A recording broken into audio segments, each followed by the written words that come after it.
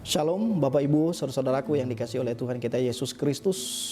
Dimanapun kita berada hari ini, saya percaya bahwa saudara-saudara diberkati oleh Tuhan dan tetap dalam pemeliharaan Tuhan. Saudara, firman Tuhan yang akan memberkati kita hari ini tertulis di dalam Yohanes pasal yang kedua ayat 13 sampai 25. Saudara-saudara bisa baca di rumah masing-masing.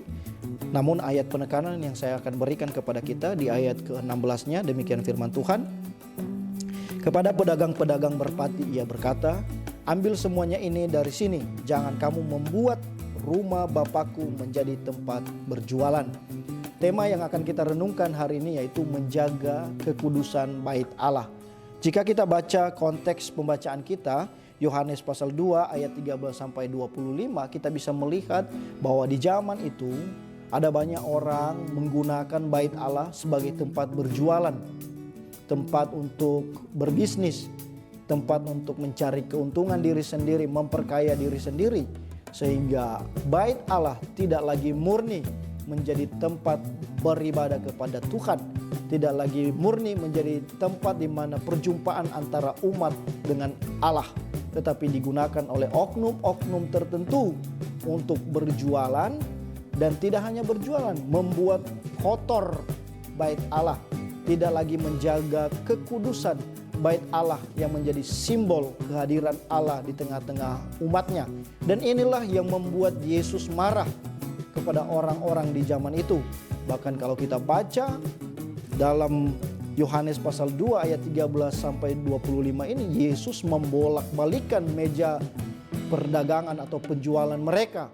Yaitu membuktikan bahwa Yesus benar-benar marah ketika bait Allah itu dikotori dan disalahgunakan. Saudara-saudaraku yang dikasihi oleh Tuhan, menjadi pertanyaan yang sederhana bagi kita semua. Rumah ibadah atau tempat beribadah yang kita kenal hari ini adalah gereja. Menjadi pertanyaannya, apakah kita sudah menjaga bersama-sama kebersihan rumah ibadah kita masing-masing, gereja kita masing-masing? Atau masih ada yang berpikir itu bukan tugas saya, itu adalah tugas OB. Sehingga ketika kita beribadah di ruang ibadah, kita dengan sembarangan saja membuang sampah. Atau ketika kita selesai beribadah, kita meninggalkan sampah kita dengan sembarangan, dan kita berpikir bahwa itu tugasnya OB yang akan membersihkannya. Melalui pembacaan firman Tuhan ini, kita harus tahu bahwa kita punya tanggung jawab bersama untuk menjaga kekudusan dan kebersihan rumah ibadah, atau yang kita kenal hari ini adalah gereja. Ketika kita sudah punya kesadaran ini, maka kita tidak sembarangan lagi membuang sampah di dalam ruang ibadah ketika kita selesai beribadah. Namun saudara-saudara, tidak hanya sampai di situ. Kita harus tahu juga bahwa dalam masa perjanjian baru ini, rumah ibadah atau bait Allah tidak hanya berbicara tentang gedung gereja, tetapi berbicara tentang tubuh kita masing-masing. Kalau kita baca di dalam 1 Korintus pasal yang ke-6 ayat 19, firman Tuhan berkata di sana, "Tidak tahukah kamu bahwa tubuhmu adalah bait Roh Kudus?"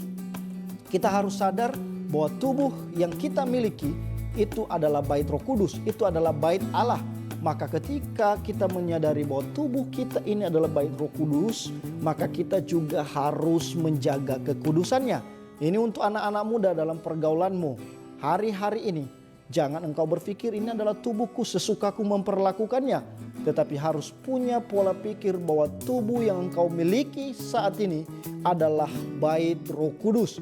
Yang harus harus dijaga kekudusannya melalui pergaulanmu. Tidak hanya tubuhmu, tapi pikiran dan perkataanmu, tindakanmu juga harus engkau menjaga kekudusannya. Karena hidupmu adalah bait Allah yang sesungguhnya, yang akan dipersembahkan menjadi persembahan yang hidup kepada Allah. Karena di dalam firman Tuhan berkata bahwa tubuhmu adalah persembahan yang hidup, yang harus layak, harus kudus di hadirat Allah. Nah, saudara-saudaraku yang dikasihi oleh Tuhan, ketika kita merenungkan kebenaran firman Tuhan ini, bagaimana Yesus membenci yang namanya penyalahgunaan bait Allah, maka sampai hari ini pun itu berlaku bagi kita semua. Bait Allah yang adalah tubuh kita, jangan kita menyalahgunakannya untuk kepentingan manusiawi kita, tetapi tubuh kita yang adalah bait Allah harus kita pergunakan untuk menjadi kemuliaan bagi nama Tuhan. Juga bait Allah dalam bentuk gedung gereja yang ada hari ini, kita harus jaga kekudusannya, kita harus jaga kebersihannya.